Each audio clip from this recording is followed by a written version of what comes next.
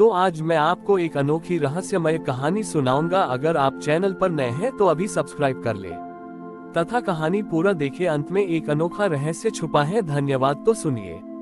प्राचीन समय में मरुभूमि के सुदूर छोर पर सरस्वती ग्राम नाम का एक राज्य था, जहां पानी की एक एक बूंद के लिए लोग तरसते थे। उस राज्य में नाद नाम का एक युवक रहता था, जो न तो योद्धा था और न ही किसान। वह एक वीणा वादक था। उसकी वीणा की लकड़ी सूखी और पुरानी थी, लेकिन जब वह उसे छेड़ता तो हवाओं में एक अजीब सी हलचल पैदा होती थी। नाद का मानना था कि महादेव नाद ब्रह्म है और सृष्टि का हर सुर उन्हीं के डमरू से निकला है। उस समय का राजा बहुत ही कठोर था। उसने आदेश दिया था कि कोई भी उत्सव या संगीत नहीं होगा, क्योंकि राज्य में अकाल है और मनोरंजन पाप है। राजा ने नाद की वीणा छीनकर उसे नगर के मुख्य चौराहे पर जला देने का हुक्म दिया। जब वीणा को आग की लपटों में डाला गया तो नाद रोया नहीं, बल्कि वह वहीं जमीन पर बैठकर अपने हाथों से धरती को थपथपाने लगा और अपने गले से एक गहरी रागिनी छेड़ी। आश्चर्य की बात यह हुई कि आग की लपटों के बीच से वीणा के जलने की चटक चटक की आवाज संगीत की लय में बदल गई। नाद ने अपनी आंखें बंद कर ली और महादेव के नीलकंठ रूप का आवाहन किया। उसने गाना शुरू किया, एक ऐसी रागिनी जो न तो कभी सुनी गई थी और न ही की सी शास्त्र में लिखी थी। जैसे जैसे उसका स्वर ऊंचा होता गया, आकाश में बिना बादलों के ही बिजली कड़कने लगी। राजा ने क्रोध में कहा, यह क्या पाखंड है? संगीत से कहीं प्यास बुझती है। नाद ने उत्तर दिया, महाराज, सुर जब सत्य से जुड़ता है तो वह पदार्थ को भी पिघला देता है। महादेव का संगीत ही ब्रह्मांड को चलाता है। तभी एक चमत्कार हुआ। नाद के गले से निकले 7 सुर 7 अलग अलग दिशाओं में प्रकाश की किरणों की तरह फैल गए। जहां जहां वे सुर गिरे, वहां की तपती रेत फटने लगी और जमीन के नीचे से शीतल जल की धाराएं फूट पड़ी। वे 7 धाराएं देखते ही देखते 7 छोटी नदियों में बदल गईं। उन नदियों का पानी साधारण नहीं था, वह पारदर्शी और मीठा था और उसमें से वीणा की झनकार सुनाई देती थी। लोग खुशी से झूम उठे। राजा का अहंकार उस बहते पानी में बह गया। उसने देखा कि जिस वीणा को उसने जलाया था, उसकी राख से एक छोटा सा पारद शिवलिंग उभर आए। महादेव ने उस दिन संसार को ये सिखाया कि भक्ति केवल मौन में नहीं, बल्कि नाद ध्वनि में भी है। जब कोई कलाकार अपनी कला को अहंकार रहित होकर ईश्वर को सौंप देता है, तो उसकी कला प्रकृति के नियमों को भी बदल सकती है। नाद की वे 7 नदियां आज भी उस मरुभूमि को हरा भरा रखती है और रात के सन्नाटे में वहां आज भी महादेव के डमरू और नाद की वीणा का संगम सुनाई देता है।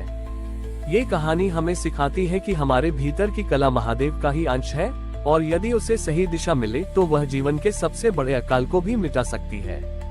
उन 7 नदियों के संगम पर, जहां जल की लहरें संगीत पैदा करती थीं, नाद ने एक अनोखे आश्रम की स्थापना की। इस स्थान का नाम नाद लोक पड़ा। धीरे धीरे लोगों ने अनुभव किया कि इन नदियों के किनारे बैठने मात्र से ही असाध्य रोग ठीक होने लगे हैं। जब कोई बहुत क्रोधित व्यक्ति इन नदियों के जल का स्पर्श करता तो उसका मन शीतल हो जाता। यह कोई साधारण जल चिकित्सा नहीं थी, बल्कि यह महादेव के नाद ब्रह्म स्वरूप का साक्षात चमत्कार था। एक बार पड़ोसी साम्राज्य का राजकुमार आर्यमान वहां लाया गया। वह वर्षों से एक ऐसी मानसिक स्थिति में था जहां उसने बोलना छोड़ दिया था और उसकी स्मृति पूरी तरह मिट चुकी थी। दुनिया के सबसे बड़े वैद्यों ने हार मान ली थी। राजा ने नाद से प्रार्थना की, हे संगीत साधक, यदि आपकी नदियों में वास्तव में शिव का वास है तो मेरे पुत्र को इस मौन के कारागार से मुक्त करें। नाद राजकुमार को उस स्थान पर ले गया जहां 7 नदियां एक साथ मिलकर एक विशाल भंवर बनाती थी। उस भंवर के बीचों बीच वह पारद शिवलिंग स्थापित था, जो वीणा की राख से प्रकट हुआ था। नाद ने राजकुमार को जल के भीतर बने एक पत्थर के आसन पर बिठाया और खुद किनारे पर बैठकर एक विशेष मृदंग बजाना शुरू किया। जैसे जैसे मृदंग की थाप बढ़ी, 7 नदियों के जल का रंग बदलने लगा। प्रत्येक नदी एक अलग स्वर सा, रे, ग, म, प, ध, नी में कल कल करने लगी। पानी की बूंदें हवा में उछलकर राजकुमार के चारों ओर एक संगीत चक्र बनाने लगी। नाद ने कहा, राजकुमार, शरीर मिट्टी का है पर प्राण संगीत के हैं। अपने भीतर उस अनाहत नाद को सुनो जो कभी नहीं रुकता। अचानक उस भंवर के केंद्र से महादेव की एक गूंज उठी, ओम। वह ध्वनि इतनी शक्तिशाली थी कि राजकुमार का पूरा शरीर कांपने लगा। उसके मस्तिष्क में जमी हुई जड़ता उस ध्वनि के प्रहार से टूटने लगी। राजकुमार की आंखों से आंसू बहने लगे और वर्षों बाद उसके कंठ से पहली बार शब्द निकला, शिव। उस दिन के बाद से नादलोक केवल एक आश्रम नहीं रहा, बल्कि विश्व की पहली ऐसी स्वरशाला बन गई जहां शब्दों का प्रयोग वर्जित था। वहां उपचार का लिए कड़वी औषधियां नहीं, बल्कि रागों का प्रयोग किया जाता था।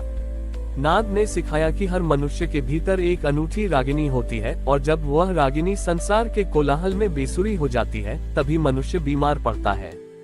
महादेव का नाम वह मूलाधार स्वर है जो जीवन के बिगड़े हुए संगीत को फिर से सही कर देता है। आज भी मान्यता है कि उन 7 नदियों के संगम पर यदि कोई पूर्ण मौन होकर बैठे, तो उसे अपने रक्त के प्रवाह में भी महादेव के डमरू की थाप सुनाई देती है। ये कहानी हमें बताती है कि हम सब महादेव के संगीत का एक हिस्सा हैं, और जिस दिन हम अपनी लय उनके साथ मिला लेते हैं, हमारा जीवन स्वयं एक उत्सव बन जाता है।